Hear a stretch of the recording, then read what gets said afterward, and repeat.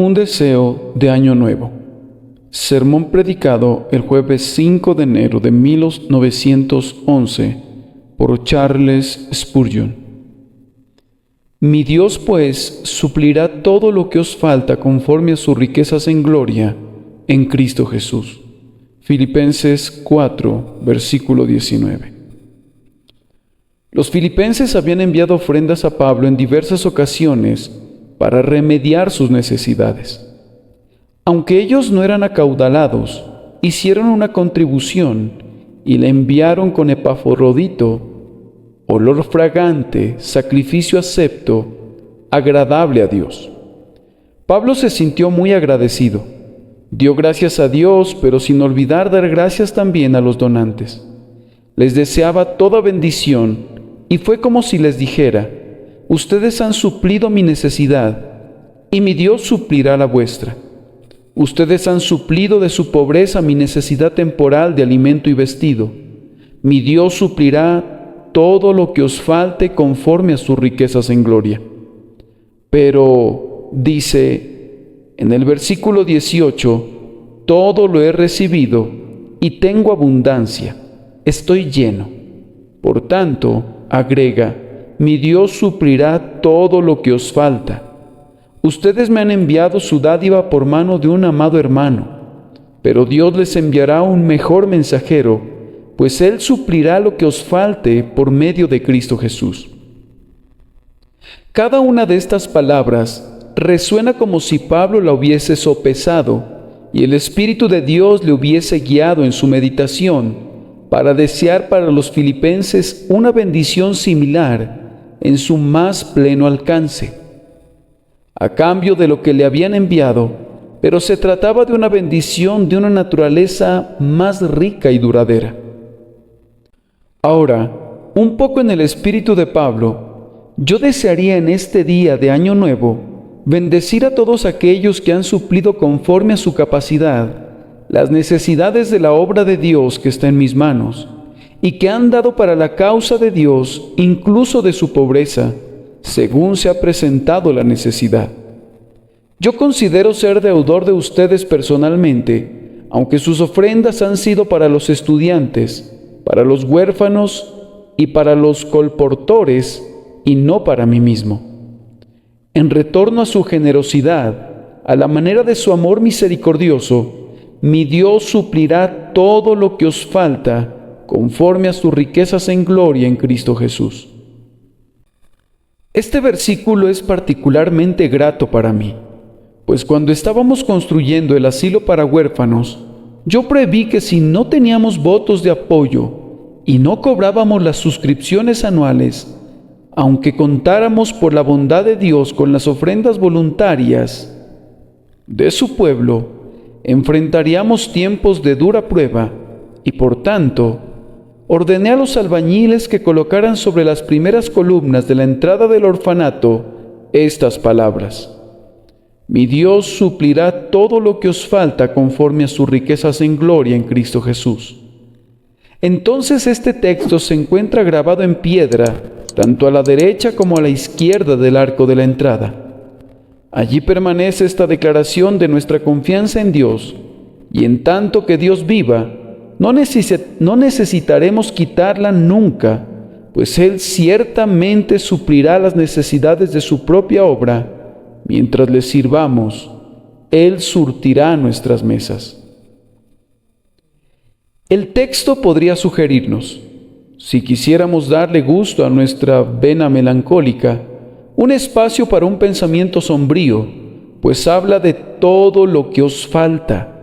Entonces, en primer lugar, contemplen una gran necesidad: todo lo que os falta. ¡Qué golfo! ¡Qué abismo!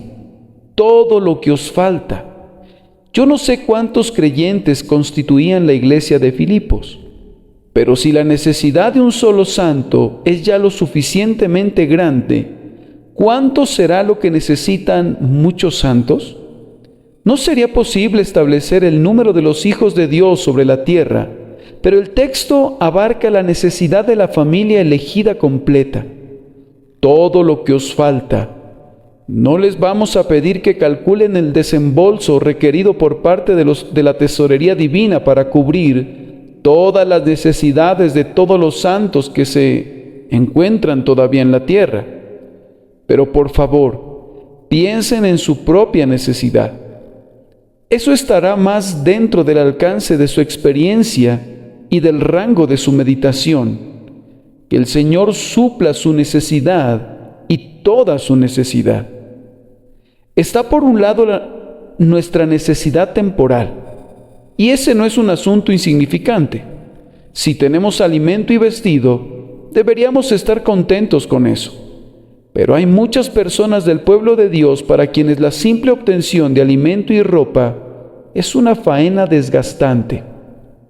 Muchos de los santos de Dios se ven muy apurados por las preocupaciones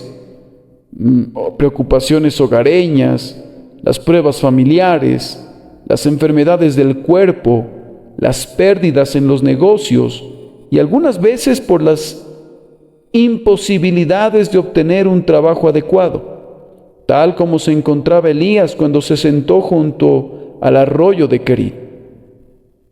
Si Dios no les enviara pan y comida de una manera prodigiosa, ciertamente se morirían de hambre, pero su pan les será dado, y su agua está garantizada.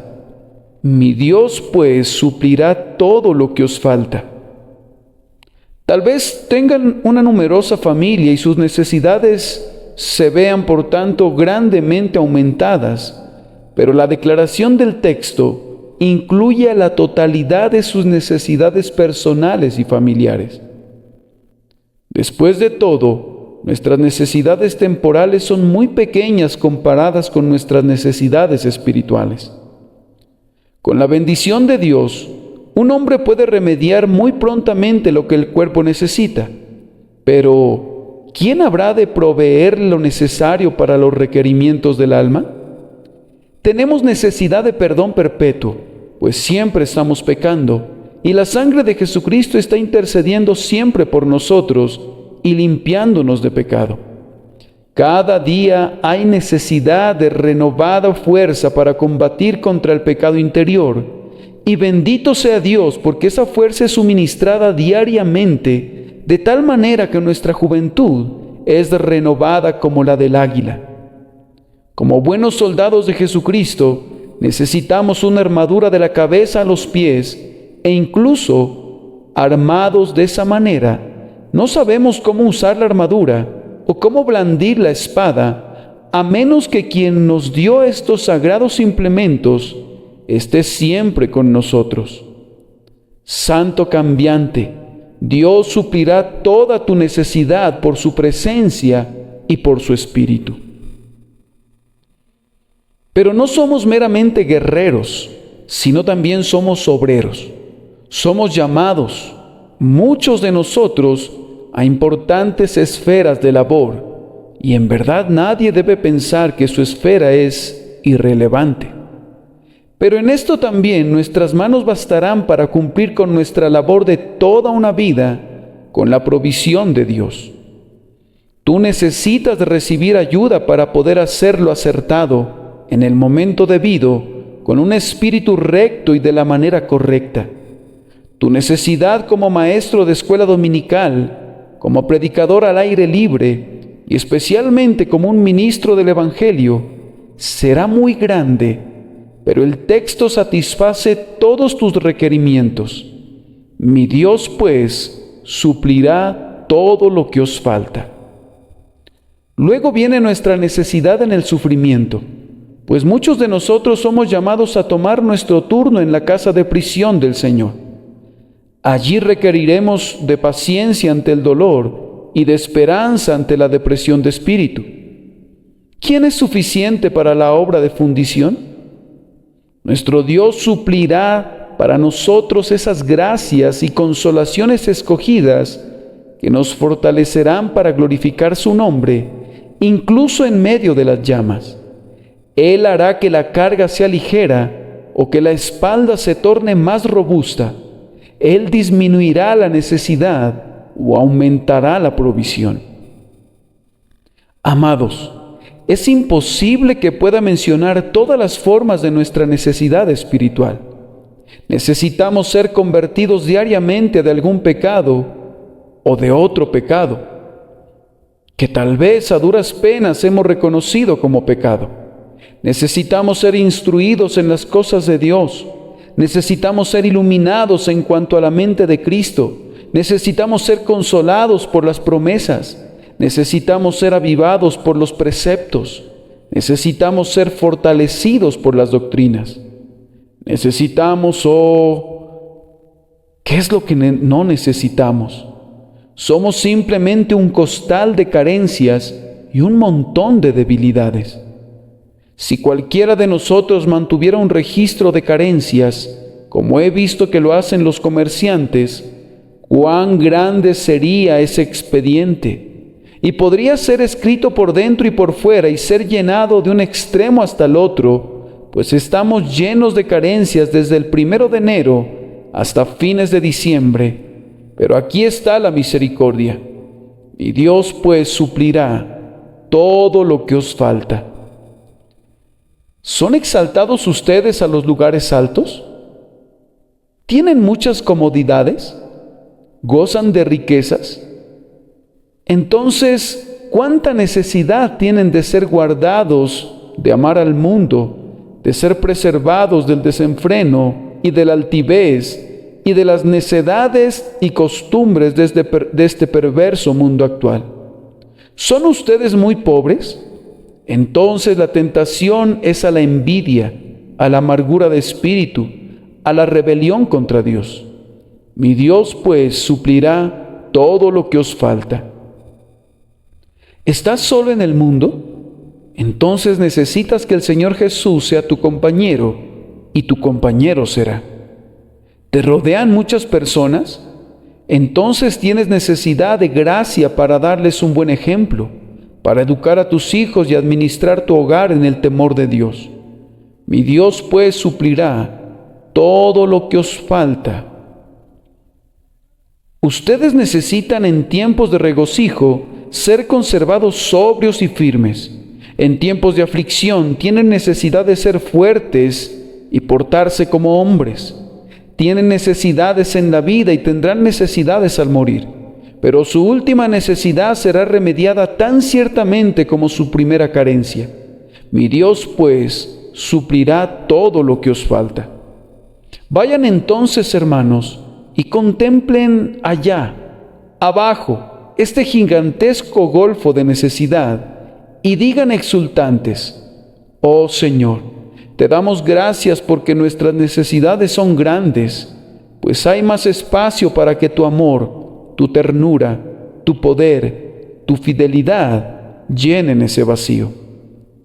Ese primer pensamiento que mencioné, que podría ser un pensamiento sombrío, ve toda su lobreguez suprimida de él por otros 4 pensamientos igualmente ciertos, pero cada uno de ellos lleno de gran aliento. El texto no solo menciona una gran necesidad, sino que menciona también un gran ayudador, mi Dios. A continuación, una gran provisión. Mi Dios, pues, suplirá todo lo que os falta. En tercer lugar, una abundante reserva de la cual se extrae el don, conforme a sus riquezas en gloria. Y por último, un glorioso canal a través del cual llegará la provisión, por Cristo Jesús. Entonces, para nuestras enormes necesidades, el texto nos muestra un gran ayudador. Mi Dios pues suplirá todo lo que os falta. ¿De quién es ese Dios? Pues bien, es el Dios de Pablo. Ese es uno de los asuntos en el que los más grandes santos no están mejor que los santos más pequeños, pues aunque Pablo llamó al Señor mi Dios, Él es también mi Dios. Mi anciano y querido amigo que se sienta por allá y no posee nada en el mundo sino unos cuantos centavos, puede decir también: y Él es también mi Dios. Él es mi Dios y es igualmente mi Dios, si fuese el más insignificante, el más oscuro y el más débil de su pueblo, ¿cómo sería mi Dios si yo fuese capaz, así como Pablo, de evangelizar a las naciones? Para mí es deleitable pensar que mi Dios es el Dios de Pablo, porque verán, Pablo tenía este propósito. Quería decir: vean, queridos hermanos, mi Dios ha suplido todas mis necesidades, y puesto que Él es su Dios, Él suplirá también las necesidades de ustedes. Yo he visitado el calabozo de Roma en el que se dice que Pablo estuvo confinado, y es en verdad una prisión muy inhospitalaria. Primero que nada, se desciende a una sala abovedada en la que no penetra ninguna luz excepto a través de un agujerito redondo ubicado en el techo. Y luego, en mitad del piso de esa caverna, hay otro orificio a través de la cual el prisionero era conducido a un segundo calabozo inferior al que no le podía llegar aire fresco ni luz. Pablo fue probablemente confinado allí. El calabozo del pretorio en el que fue ciertamente encarcelado no es mucho mejor. Pablo habría sido dejado para que pereciera de hambre, a no ser por esas buenas gentes de Filipo. No me sorprendería que Lidia estuviese involucrada en el fondo de este tipo de movimiento, o por otra, pudo haber sido el propio carcelero. Ellos se decían: no debemos permitir que el buen apóstol se muera de hambre. Así que hicieron una colecta enviándole lo que necesitaba, y cuando Pablo la recibió dijo: mi Dios me ha cuidado. No puedo fabricar tiendas aquí en este lugar oscuro, como para ganarme el sustento, pero mi Señor todavía suple mi necesidad, y de igual manera, cuando estés en estrechez, Él te dará la provisión. Mi Dios, con frecuencia, cuando he pensado en mis huerfanitos y he visto que no ha entrado dinero, ha sido grato para mí recordar al Dios del señor Müller y cómo suple siempre para los niños de Bristol. Su Dios es mi Dios y yo descanso en Él. Cuando pasan las páginas de la Escritura y leen acerca de hombres que se encontraban en graves problemas pero que recibieron ayuda, pueden decir: aquí tenemos a Abraham, que fue bendecido en todas las cosas, y el Dios de Abraham suplirá toda mi necesidad, pues Él es mi Dios. Leo acerca de Elías y cómo los cuervos lo alimentaron. Yo tengo al Dios de Elías, y Él puede mandar a los cuervos para que me alimenten, sí, si así le agradara. Parecería que algunas personas piensan que Dios no obrara ahora como solía hacerlo antes. O si hubiéramos vivido en aquellos tiempos milagrosos, dicen, entonces habríamos podido confiar en Él. En aquel entonces había una evidencia manifiesta de la existencia de Dios, pues hacía a un lado las leyes de la naturaleza y obraba para el cumplimiento de sus promesas a su pueblo. Sin embargo, ese era un modo de obrar más tosco que el modo presente, pues ahora el Señor produce los mismos resultados sin la violación de las leyes de la naturaleza. Es un gran hecho que sin la alteración de una sola ley de la naturaleza, la oración se vuelve eficaz con Dios, y cuando su pueblo le pide que lo haga por ellos, en efecto cumple su promesa y suple sus necesidades. Usando medios de diversos tipos, Él todavía proporciona a su pueblo todas las cosas necesarias para esta vida y la piedad. Sin un milagro, Él obra grandes maravillas de amoroso cuidado y continuará haciéndolo. Amados, ¿el Dios de Pablo es el Dios de ustedes? ¿Lo consideran como tal? No todos adoran al Dios de Pablo. No todo cristiano profesante conoce realmente al Señor, pues algunos inventan una deidad según se imaginan que deba ser Dios. El Dios de Pablo es el Dios del Antiguo y del Nuevo Testamento. Es el Dios que se encuentra allí. ¿Confían en ese Dios? ¿Pueden apoyarse en Él? ¿Hay juicios tan severos mencionados en la Escritura? Sí. ¿Y contiendes con ellos? Entonces lo desechas. Pero si en vez de ello sientes esto, yo no puedo entenderte, oh mi Dios, y no pienso que pueda hacerlo jamás.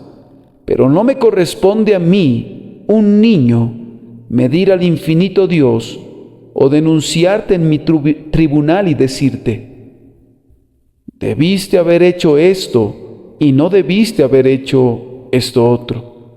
Tú dices, yo soy así, y yo respondo, yo te amo tal como eres y me apoyo en ti. Tú eres el Dios de Abraham, de Isaac y de Jacob, y el Dios de tu siervo Pablo. Tú eres mi Dios, y yo voy a descansar en ti. Muy bien, entonces, Él suplirá todo lo que os falta conforme a sus riquezas en gloria en Cristo Jesús. Solo piensen en eso por un minuto. Si Él les suple, en verdad serán suplidos, pues la capacidad de Dios es infinita. Él es infinitamente sabio en cuanto a la manera de sus acciones e infinitamente poderoso en cuanto a los actos mismos. Él nunca duerme ni se cansa, nunca está ausente de algún lugar, sino que está siempre listo para ayudar. Sus necesidades se presentan tal vez en los momentos más inesperados. Pueden ocurrir en la medianoche del desaliento o en el mediodía de la dicha. Pero Dios está siempre cerca para suplir la sorpresiva necesidad. Él está presente en todas partes y es omnipotente en todas partes. Y Él puede suplir todo lo que les falte, en cualquier lugar, en todo tiempo y en grado sumo. Recuerden que la omnipotencia tiene siervos por doquier. Recuerden que siempre que Dios desea enviarles ayuda, puede hacerlo sin detenerse a preguntar, ¿cómo se hará? Basta que quiera hacerlo, y todos los poderes del cielo y de la tierra quedan subordinados a sus necesidades. Con tal ayudador, ¿qué motivo tienen para dudar? El siguiente punto en el texto es una gran provisión. Mi Dios, pues, suplirá todo lo que os falta. Algunas veces perdemos una buena parte del significado de la Escritura a través de la traducción. De hecho, nada gana jamás por la traducción excepto un obispo. El presente pasaje podría ser traducido así: mi Dios llenará hasta el borde toda tu carencia. La ilustración que explicará mejor el significado es la de una mujer cuyos hijos iban a ser vendidos por su acreedor para que pagara las deudas de su difunto marido. Ella no tenía nada que pudiera llamar propio, excepto unas vasijas vacías para aceite. Y el profeta le ordenó que las colocara en orden y que trajera el poco aceite que quedaba en el recipiente. Ella así lo hizo, y él le dijo luego: ve y pide para ti vasijas prestadas de todos tus vecinos, vasijas vacías, no pocas. Ella acudió a un vecino y a otro, hasta que hubo llenado su aposento por completo de estas vasijas vacías, y luego el profeta le dijo: echa en todas las vasijas. Ella comenzó a echar de su casi vacía vasija de aceite en todos los demás recipientes, y para sorpresa suya, llenó hasta los recipientes más grandes. Entonces fue a otra vasija y la llenó, y luego a otra, y a otra, y a otra. Así estuvo llenando todas las vasijas de aceite, hasta que por fin le dijo al profeta: no hay más vasijas.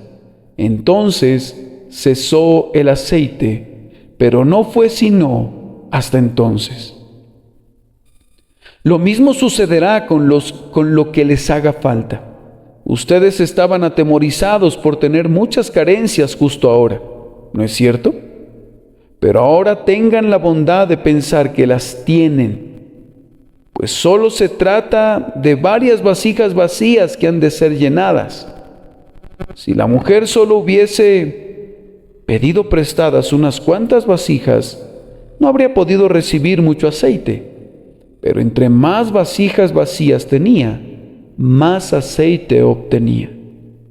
Entonces, entre más carencias y más necesidades tengan, si las llevan ante Dios, será mucho mejor, porque Él las llenará hasta el borde, y pueden estar agradecidos de que haya tanto espacio que llenar. Cuando no tengas más carencias, ¿cuándo será eso? Cuando no tengas más carencias, entonces el suministro cesará, pero no hasta entonces. Cuán gloriosamente da Dios a su pueblo. Antes necesitábamos perdón. Él nos lavó y nos hizo más blancos que la nieve. Necesitábamos ropas, pues estábamos desnudos. ¿Qué hizo Él? ¿Nos dio algún tosco vestido de algún tipo u otro? Oh, no, sino que dijo: sacad el mejor vestido y vestidle. Fue algo afortunado que el hijo pródigo tuviera sus vestidos hechos harapos, pues entonces necesitó ropa, y fue sacado el mejor vestido para él. Es algo grandioso estar consciente de las necesidades espirituales, pues todas serán remediadas. Una necesidad consciente a los ojos de Dios, ¿qué cosa es sino una solicitud prevaleciente para una nueva misericordia? Algunas veces le hemos pedido que nos consuele, pues estábamos muy abatidos, pero cuando el Señor nos ha consolado, nos ha llenado de tal manera de deleite que hemos estado inclinados a clamar con el antiguo teólogo escocés: espera, Señor, espera, es suficiente. No puedo soportar más dicha. Recuerda que soy solo un vaso de barro.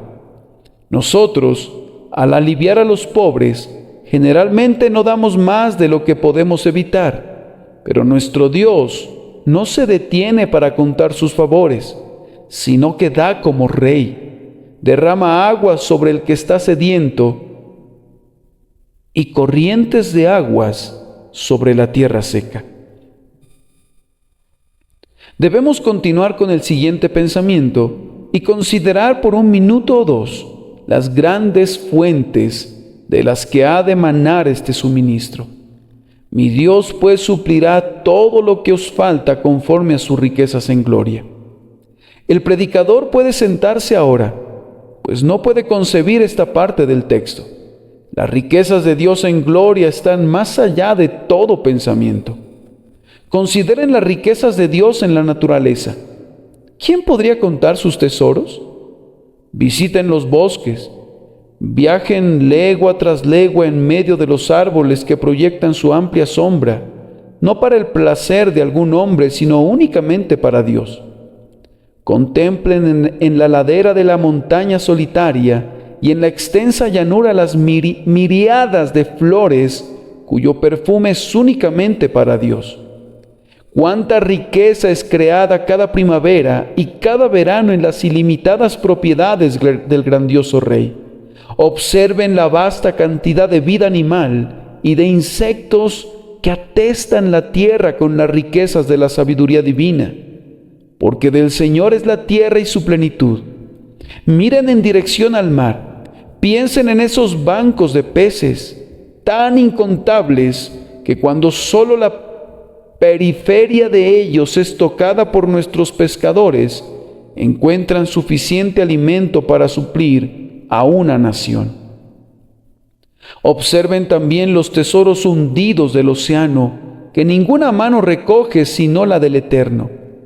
Si quisieran ver la riqueza del Creador, vuelvan su mirada a las estrellas.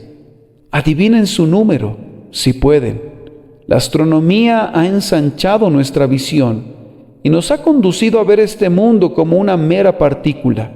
Comparado con otros mundos innumerables que Dios ha hecho, y nos ha dicho que probablemente todas las miriadas de mundos que podemos ver con el telescopio son una mera fracción de los incontables astros que pueblan el espacio infinito.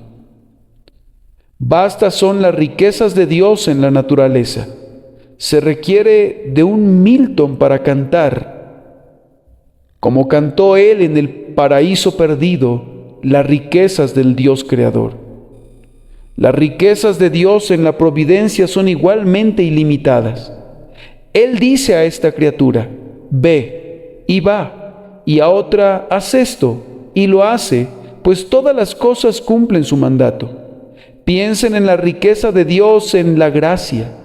Allí la naturaleza y la providencia se quedan eclipsadas, pues tenemos la fuente de amor eterno, el don de un sacrificio infinito, el derramamiento de la sangre de su propio amado Hijo y el pacto de gracia en el que la bendición más pequeña es infinita en valor.